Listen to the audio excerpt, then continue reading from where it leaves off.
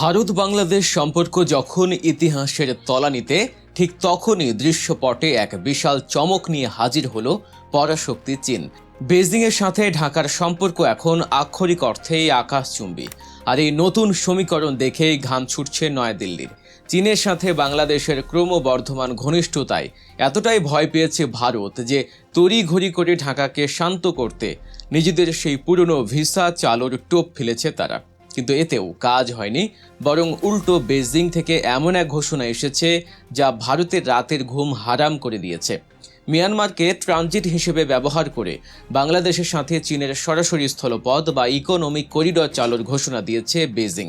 এই একটি মাস্টার স্ট্রোকে ভারতের সমস্ত ভূরাজনৈতিক অবরোধ কিভাবে গুঁড়িয়ে গেল, কিভাবে এই চুক্তি বাংলাদেশের জন্য এক বিশাল সম্ভাবনা দুয়ার খুলে দিল, রোহিঙ্গা সংকটের জাদুকরী সমাধান কিভাবে লুকিয়ে আছে এর ভেতরে, আর কেনই বা সাউথ ব্লকে রীতিমতো সুনামি বয়ে যাচ্ছে। কূটনীতির এই শ্বাসরুদ্ধকর ও রোমাঞ্চকর দাবার চাল বুঝতে হলে কোনো অংশ না টেনে প্রতিবেদনটি একেবারে শেষ পর্যন্ত দেখার অনুরোধ রইল। কূটনীতির দাবার বোর্ডে সবচেয়ে ভয়ঙ্কর চালটি দেয়া হয় একদম নিঃশব্দে, যখন চারপাশটা বড্ড শান্ত থাকে, যখন প্রতিপক্ষ ভাবে সে জিতে গেছে।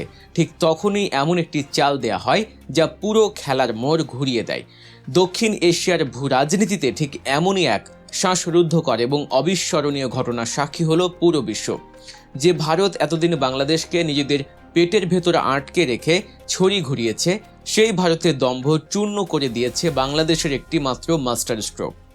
গল্পটা শুরু হয়েছিল একটি বহুল আলোচিত সফরকে কেন্দ্র করে, বাংলাদেশের একটি অত্যন্ত গুরুত্বপূর্ণ চীন সফর। এই সফর ঘিরে পুরো দক্ষিণ এশিয়ায়, বিশেষ করে ভারতের নয়াদিল্লিতে এক অজানা আতঙ্ক বিরাজ করছিল। ভারত খুব ভালো করেই জানতো বাংলাদেশ এখন আর আগের মতো নতজানু নয়। তাই এই চীন সফরের আগে ভারতকে এক অদ্ভুত ভয়ের রাজনীতি করতে দেখা গেল। গত প্রায় 2 বছর ধরে ভারত ভিসা কার্যত বন্ধ করে রেখেছিল। সীমান্তে কড়াকড়ি, বাণিজ্যে পদে পদে বাধা তৈরি করে ঢাকাকে অবরুদ্ধ করার চেষ্টা করছিল। কিন্তু প্রতিনিধি দল চীনে যাওয়ার ঠিক আগ মুহূর্তে ভারত হঠাৎ করেই ঘোষণা দিল তারা ভিসা চালু করছে। ভারতের এই হঠাৎ ভুল পাল্টানো আসলে ছিল একটি ললিপপ বা টোপ। তারা ভয় পাচ্ছিল বাংলাদেশ যদি চীনের সাথে এমন কোনো কৌশলগত চুক্তি করে বসে যা ভারতের গলার কাঁটা হয়ে দাঁড়ায়। তাই ভিসা চালুর এই টোপ দিয়ে তারা চেয়েছিল ঢাকাকে কিছুটা নরম করতে, যেন বাংলাদেশ চীনের কাছে গিয়ে এমন কিছু না চায় যা ভারতের জন্য কাল হয়ে দাঁড়ায়। ভারত ভেবেছিল সামান্য সুবিধা দিলেই বাংলাদেশ হয়তো তাদের সব কথা মেনে নেবে, কিন্তু বাংলাদেশ এই ফাঁদে পা দেয়নি। বেজিংয়ে সফর শুরু হলে পুরো বিশ্বের নজর ছিল সেদিকে। ভারতের থিঙ্ক ট্যাঙ্ক আর মিডিয়াগুলো তীর্থের কাকের মতো বসেছিল ব্রেকিং নিউজের আশায়। প্রথম 2-1 দিনে কি দেখা গেল? সাধারণ কিছু সমঝোতা স্মারক বা MOU সই হলো, নেই কোনো সামরিক চুক্তি বা বহুল আলোচিত তিস্তা মহাপরিকল্পনার ঘোষণা, নেই মেগা প্রজেক্টের চমক। অর্থনৈতিক সংকট কাটাতে বিশাল কোনো আর্থিক অনুদান বা লোনের ঘোষণাও এলো না। ভারতের মিডিয়াগুলো তখন স্বস্তির নিঃশ্বাস ফেলল। টকশোগুলোতে তারা বলতে শুরু করলো, যাক বাবা, বাঁচা গেল। প্রতিনিধি দল হয়তো ভারতের চাপেই চীন থেকে খালি হাতে ফিরছে। নয়াদিল্লির কর্তারা হয়তো নিশ্চিত মনে কফিতে চুমুক দিচ্ছিলেন। তারা ভেবেছিলেন পশ্চিমা বিশ্বের সাথে মিলে তিস্তা বা সামরিক চুক্তি আটকানোর ছক শতভাগ সফল। কিন্তু তারা জানতো না তারা আসলে এক ভয়ঙ্কর মায়াজালের শিকার হয়েছেন। ড্রাগন যখন শিকার ধরে তখন সে কোনো শব্দ করে না, একেবারে শেষ মুহূর্তে গিয়ে এমন এক ছোবল মারে যা থেকে বাঁচার উপায় থাকে না। সফরের একেবারে শেষ দিন, ঠিক যেদিন প্রতিনিধি দল দেশের উদ্দেশ্যে বিমানে উঠবে, বেজিং থেকে এমন একটি ঘোষণা ভেসে এলো যা দক্ষিণ এশিয়ার ভূরাজনীতিতে পারমাণবিক বোমার মতো বিস্ফোরিত হলো। কি ছিল সেই ঘোষণা? ঘোষণাটি হলো মিয়ানমারকে যুক্ত করে মিয়ানমারের ভেতর দিয়ে চীন বাংলাদেশ বাণিজ্য ও ইকোনমিক করিডর চালু করা হবে। সাধারণ চোখে এটি হয়তো একটি রাস্তা বা কানেক্টিভিটির খবর হতে পারে, কিন্তু বিশ্লেষকরা মুহূর্তেই বুঝে গেলেন এটি কোনো সাধারণ প্রজেক্ট নয়, এটি একটি বিশাল গেম চেঞ্জার। এই একটি মাত্র করিডর ভারতের সমস্ত ভূ রাজনৈতিক অবরোধকে নিমিষেই গুঁড়িয়ে দিয়েছে।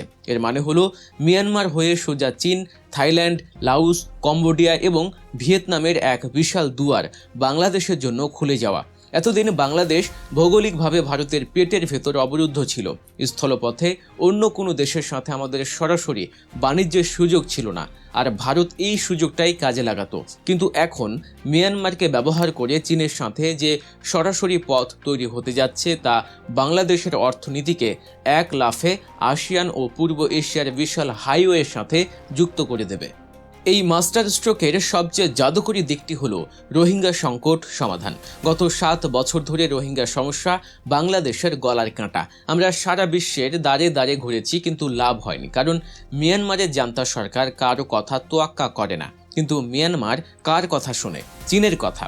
মিয়ানমারের জান্তা থেকে শুরু করে আরাকান আর্মি সবারই রিমোট কন্ট্রোল বেইজিংয়ের হাতে।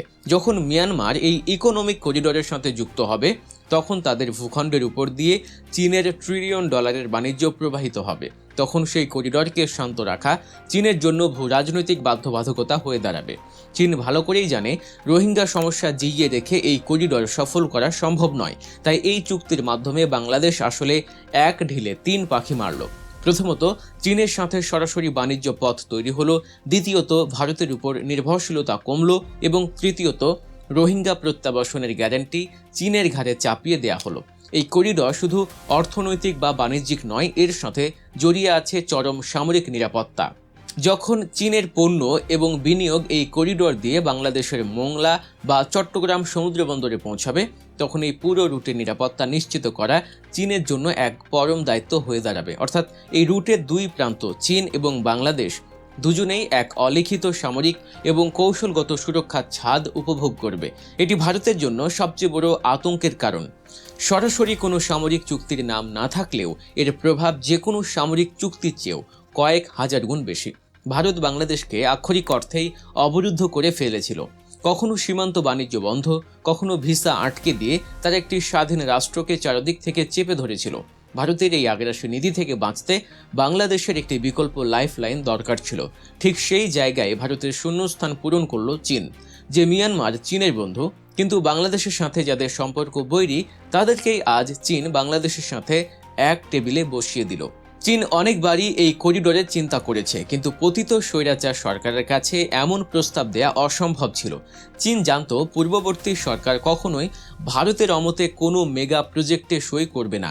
যে সরকার ভারতের আপত্তিতে নিজেদের কৃষকদের বাঁচাতে একটি তিস্তা ড্যাম করতে পারে না, তারা মিয়ানমার দিয়ে ইকোনমিক করিডোর স্থাপন করবে, এটা ভাবাই যায় না। কিন্তু 5 আগস্টের পর বাংলাদেশের ভূরাজনৈতিক দাবার বোর্ড সম্পূর্ণ পাল্টে গেছে। বাংলাদেশ এখন স্বাধীন এবং মেরুদণ্ড সোজা রাখা এক রাষ্ট্র। আমাদের বেঁচে থাকার জন্যই এই বিকল্প রুটটি দরকার ছিল। সেই রুদ্ধদ্বার পথটা আজ এক ধাক্কায় খুলে দিল চীন। আর এই ঘোষণার মধ্য দিয়েই ভারত চরমভাবে ধরাশায়ী হলো। বেইজিংয়ের আকাশে আজ হয়তো বিজয়ের আলো।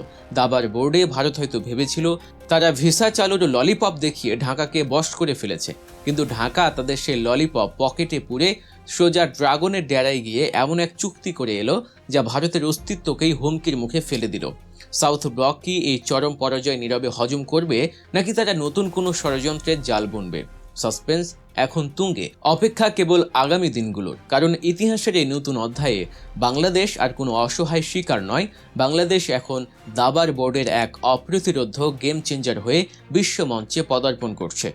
দর্শক, ভূরাজনীতি, কূটনীতি এবং সমসাময়িক বিশ্বের এমন সব শ্বাসরুদ্ধকর বিশ্লেষণ ও সত্য খবর জানতে সাবস্ক্রাইব করুন গল্প নিউজ। আমাদের সাথেই থাকুন, কারণ আসল গল্পটা সবসময় খবরের আড়ালেই লুকিয়ে থাকে।